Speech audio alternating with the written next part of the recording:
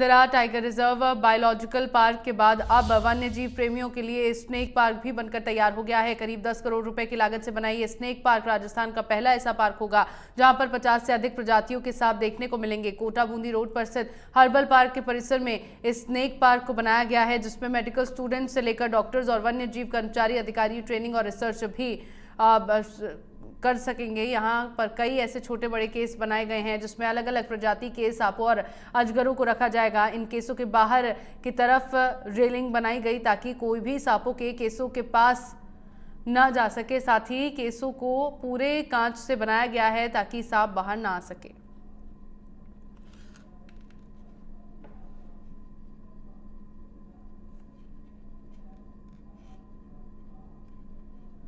कोटा में जल्द ही बनकर तैयार होने वाला है स्नेक पार्क, जिसका शहर वासियों को बेसब्री से इंतजार था। इस स्नेक पार्क का लगभग काम पूरा हो चुका है।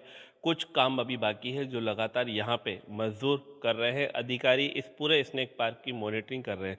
ताज़ा हालातों की इस स्नेक पार्क की बात की जाए तो ये स्नेक पार्क का एक रूप बनाया गया है जहाँ पर ग्राउंड फ्लोर पर ये सभी केश बनाए गए हैं जिनके अंदर अलग अलग प्रजाति के सांपों को रखा जाएगा और उन सांपों पर रिसर्च किया जाएगा। इसके साथ ही अगर कोई सांप घायल रहता है जिसका शहर में रेस्क्यू किया जाता है, उस सांप का भी यहाँ पर उपचार किया जाएगा।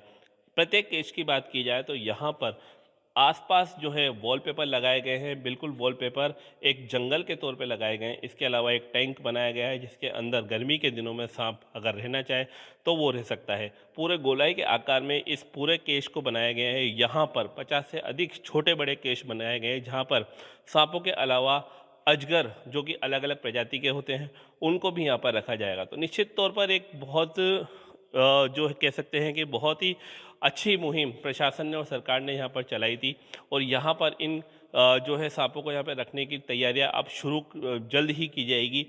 बताया जा रहा है कि दक्षिण भारत के जो जंगल है वहाँ से इन सांपों को लाया जाएगा, अलग अलग प्रजाति के सांपों को लाया जाएगा।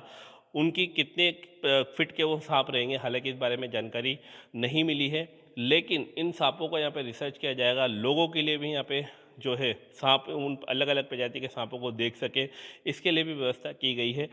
प्रत्येक केस के सामने ये रेलिंग लगाई गई है जिसका मतलब ये है कि कोई भी व्यक्ति इस रेलिंग के बाहर उस तरफ नहीं जाएगा। जो भी लोग रहेंगे वो यहीं से सांपों को देख पाएंगे।